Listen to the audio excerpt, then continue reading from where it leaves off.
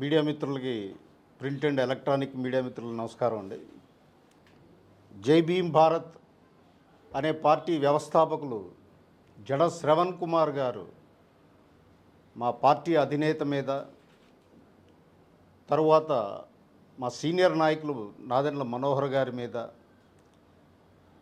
Party మీద ఓవరాల్గా ఒక అభూత కల్పనని ఒకటి సృష్టించి పార్టీని డ్యామేజ్ చేసే విధంగా మాట్లాడడం జరిగింది. నువ్వలరేవు గ్రామం శ్రీకాకుళం జిల్లాలో ఎప్పుడు చనిపోయాడు ఆయన? 27/1/2021 కాలేజీలో పెట్రోల్ పోసుకొని కాలేజీ నుంచి దూరంగా ఒక తోటలో ఆయన శవం దొరకడం జరిగింది.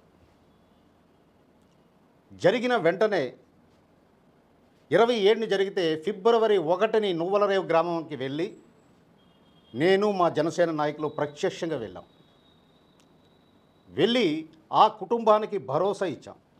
ఎందుకంటే చాలా పేద కుటుంబం అది. 21 నుంచి కూడా జరిగిన పరిణామాలన్నింటినీ కూడా ఈ పెద్ద మనిషి జడ శ్రవణ్ కుమార్ అనే పెద్ద మనిషి వక్రీకరించి ప్రెస్లో మాట్లాడడం జరిగింది. నేను వాస్తవం స్టెప్ బై స్టెప్ జరిగిందంతా మీ దృష్టికి మీ ద్వారా ఈ రాష్ట్ర ప్రజల దృష్టికి తీసుకొస్తున్నాను. వచ్చిన వెంటనే మేము ధర్నాలు చేశాం అక్కడ. అప్పటి ప్రభుత్వం మీద ఎంతటి ఒత్తిడి తీసుకొచ్చారు అని అంటే, సాక్షాత్తు పలాస నియోజకవర్గం మాజీ మంత్రివర్యులు అప్పుడు సీదిరి అప్పలరాజు ఇన్వాల్వ్ అయ్యి ఉన్నాడు. ఇందులో వైసీపీ నాయకులు ఇన్వాల్వ్ అయ్యి ఉన్నారు. సో పేద కుటుంబానికి చెందిన, మత్స్యకార కుటుంబానికి చెందిన వ్యక్తి కాబట్టి ఎలాగైనా కేసు మాఫీ చేయాలన్నటువంటి ఉద్దేశంతో ఎఫ్ఐఆర్ ఫైల్ చేయడమే లేటుగా చేశారు. పోలీసు వారు ఏం చేశారంటే ఎంక్వైరీ తూతూ మంత్రం కింద చేసి సెక్షన్ 302 కింద రిజిస్టర్ అయిన ఎఫ్ఐఆర్ని మిస్టేక్ ఆఫ్ ఫ్యాక్ట్ కింద దాన్ని క్లోజ్ చేశారు. మెజిస్ట్రేట్కి పంపించారు రిపోర్ట్. ఈయన మెజిస్ట్రేట్గా పనిచేసిన వ్యక్తి మిస్టేక్ ఆఫ్ ఫ్యాక్ట్ కింద ఎప్పుడు చేయాలి? ఇన్వెస్టిగేషన్లో ఐ విట్నెస్ దొరకకపోయినా, ఆధారాలు దొరకకపోయినా, అలాగే ఫోర్స్నిక్ ఎవిడెన్స్ దొరకకపోయినా, హత్య గావింపబడింది అనే ఆధారాలు ఏవీ దొరకకపోయినట్లయితే దాన్ని మిస్టేక్ ఆఫ్ ఫ్యాక్ట్ కింద క్లోజ్ చేస్తారు. ఇమీడియట్గా మేము దాన్ని ప్రతిఘటించాం.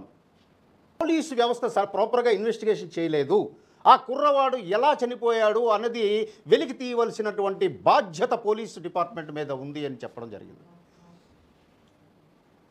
ప్రొటెస్ట్ పిటిషన్కి అనుగుణంగా మెజిస్ట్రేట్ వారు ఎస్పీకి డైరెక్షన్ ఇచ్చారు, మళ్ళీ రీఇన్వెస్టిగేషన్ చేయమని. ఇప్పుడు ప్రజెంట్ రీఇన్వెస్టిగేషన్లో ఉంది. ఇది వాస్తవం, ఇది జరిగినది, యథావిధంగా జరిగినటువంటి సంఘటనలు.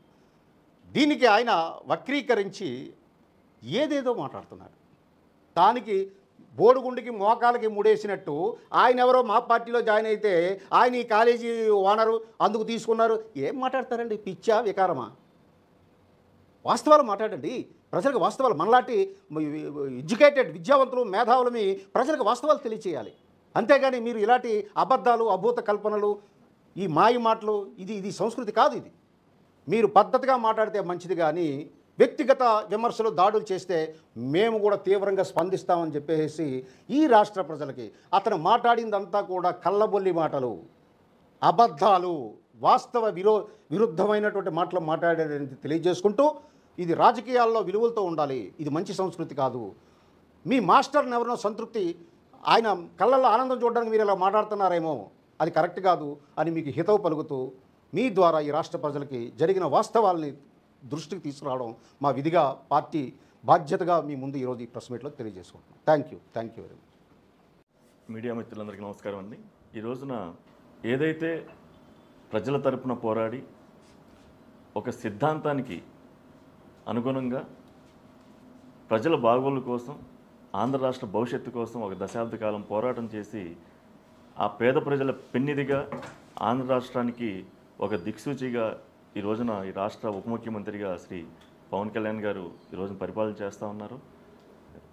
ఆయన మీద మీరు జడా శ్రవణ్ కుమార్ గారు పవన్ కళ్యాణ్ గారిని, జనసేన పార్టీని, అలాగే మా సీనియర్ నాయకుల్ని విమర్శించడమే మీ పనిగా పెట్టుకుని అనిపిస్తూ ఉంది. నిజాయితీగా మాట్లాడండి, ఆ రోజున ఏం జరిగిందో మాట్లాడండి.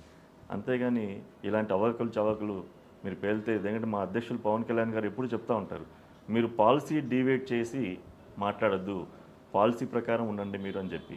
అదే క్రమశిక్షణతో మా జనసేన పార్టీ నాయకులు కానీ మా కార్యకర్తలు కానీ మేము అదే క్రమశిక్షణతో పవన్ కళ్యాణ్ గారి ఆదేశాల ప్రకారం ఉంటాం. కానీ మీరు మిమ్మల్ని ముందు నడిపించినటువంటి మీ వైఎస్ఆర్సీపీ పార్టీ ఏదైతే ఉందో వాళ్ళకు కూడా ఒకటే చెప్తా ఉన్నాం, ఇలాంటి వాటికి జనసేన పార్టీ బెదరదు.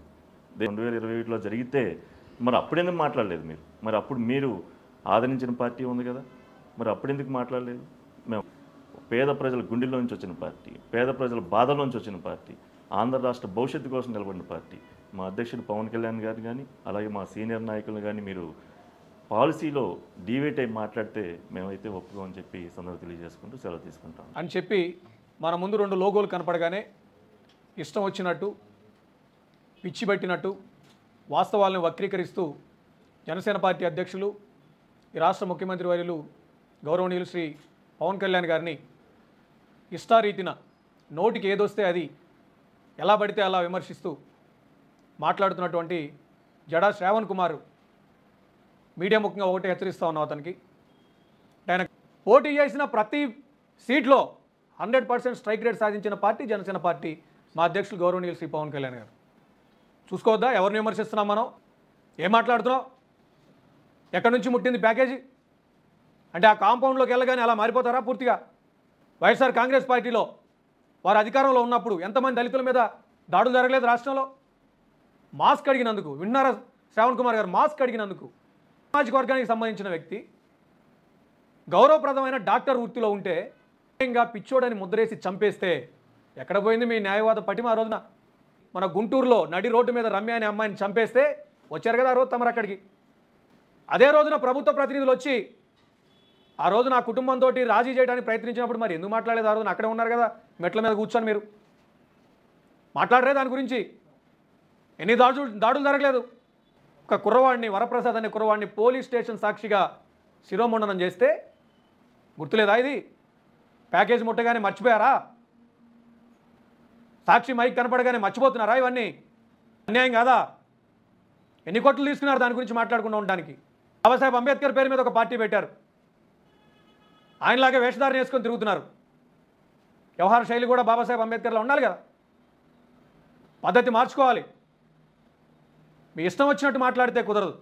అధ్యక్షుల్ని, మా పార్టీ సీనియర్ నాయకుల్ని అవమానపరిచే విధంగా మీడియా ముందుకు వచ్చి మాట్లాడడం, మీడియా ముందుకు వచ్చి యాస్టీజ్గా వాళ్ళు ఏది పంపిస్తే కవర్లో తీసి ఆ ఫోటోలు చూపిస్తా ఉన్నాను. చెక్ చేసుకో ఒకసారి బ్యాక్గ్రౌండ్ ఏం జరిగి ఉంటుంది, చెక్ చేసుకోవా? ఆ ఫోటోలతో పాటు ఉన్న ఆ చెక్కునో లేకపోతే అంటే బ్లాక్ మనీ రూపంలో ఏదో వచ్చి నా జేబులో పెట్టేసుకుని యాస్టీజ్ చూపించేస్తావా? 5.5 ఏళ్ల పాటు దళితుల జీవితాన్ని 3 దశాబ్దాల పాటు వెనక్కి తీసుకెళ్లిన వైఎస్ఆర్ కాంగ్రెస్ పరిపాలన గురించి ఎందుకు మాట్లాడలేదు? మీ నోరు మూయించిన ప్యాకేజ్ ఎంత?